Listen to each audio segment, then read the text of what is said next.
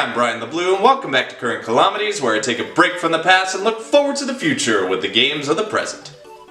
So, I'm in quite a predicament here. It's the end of June 2019, and not a lot of notable games have come out. One did come out yesterday, but I do need a little more time with it, so what should I do in the meantime? Fuck it. Have some Mario. Who remembers the Wii U? Wouldn't be surprised if you didn't, but at least over 13 million people got it in its heyday. I wasn't one of them, however. I skipped out as I was just getting into retro collecting at the time. Too busy for you. We just look at my PS3. And another Nintendo. So while me and the rest of the world moved away to newer horizons, the Wii U pretty much struggled to do much in the market. It had great games, but they weren't enough to get people interested and were discarded alongside the system it was made for. But when the Nintendo Switch came around, Nintendo was back on their game and making a comeback from their slump. But with all those years of Wii U software not seeing the real light of day, Nintendo thought the best thing was to bring them to the new system, and thus the port-apocalypse dawned. But it was a good thing for most people if your name wasn't Josh Thomas, because many like myself got to experience Mario Kart 8 Deluxe, Captain Toad, and Pokken Tournament for the first time ever. But out of absolutely nowhere, Nintendo made the odd choice of porting this. Why? Nothing against it, I just find it weird they would do such a thing with it having specifically their old console's name in the title, which would have been caused to stay an exclusive, but being one of the best-selling games on the Wii U and being Mario, I guess they figured they could get away with it. I still find it weird and abnormal, and the price tag was just barf that I waited for a gift card before I spent money on this when it came out. I've had it for a while, and since I have nothing better to do, let's go! So here we are, and I'm sure you know how the story goes. Peach is gonna get kidnapped by Bowser and his kids, only this time it isn't her birthday and it's at her own castle. I, of course, have had experience with these kind of games, playing the first on the DS along with the original Wii and 2. I've had a great time with all of them, and I can already tell you that I've had a good time with this one, that I've already completed the original campaign. LSD goes a long way. I'm not sure what to really go over here, but if you've been living under a rock, I'll go over the basics. Like traditional 2D Mario, you must get from point A to point B, all the while avoiding enemies and getting by obstacles. Power-ups will help you on your quest with mushrooms, fire flowers, as well as the new, now old acorns and baby Yoshis, aiding in getting by enemies or skipping the level altogether. Don't forget about collecting regular coins and the 3 big coins that will be scattered across the map. If you get them all, it's gotta mean something good, right?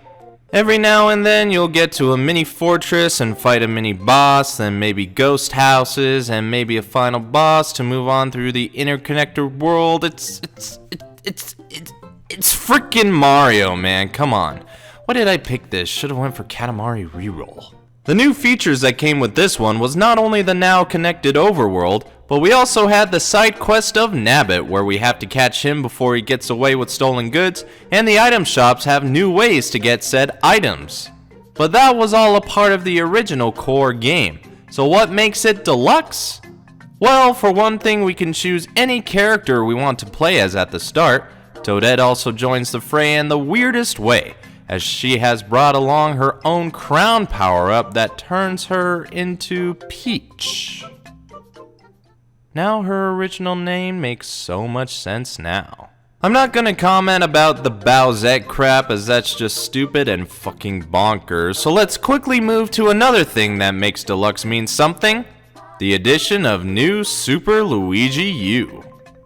Happy Year of Luigi! 6 years later. So admittedly, after finishing the main game, I stopped there to save this game type for the review, and because I was done by that point, but now I'm happy to come back and do what everybody loves to do: a speed run! Yes, in Luigi U, the trick here is to make it to the end as fast as you can while still doing all the things as mentioned before. You only have 100 seconds to do so, so you must have precision timing, quick wit, and oh shit. Might as well take Nabbit then if you're gonna get hit a lot. Plus he's good for 1-ups. But only babies take Nabbit.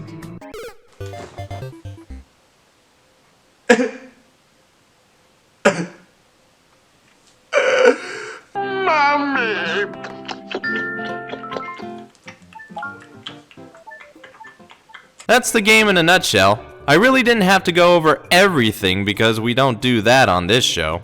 And it is a 2D Mario after all. The real question at hand is it worth your money or the port in general?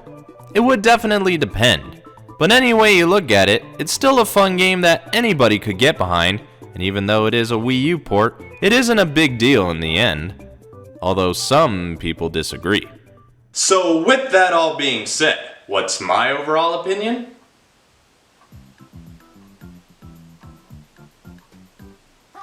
I've always loved the new Mario series ever since it originated on the DS. Now that it's made its way to the Switch, it makes me think I should have maybe gotten a Wii U. New Super Mario Bros. U Deluxe, long title by the way, is a great time to be had by anybody who wants classic Mario on the go, with a little hint of Luigi, as well as the ability to go multiplayer at any time.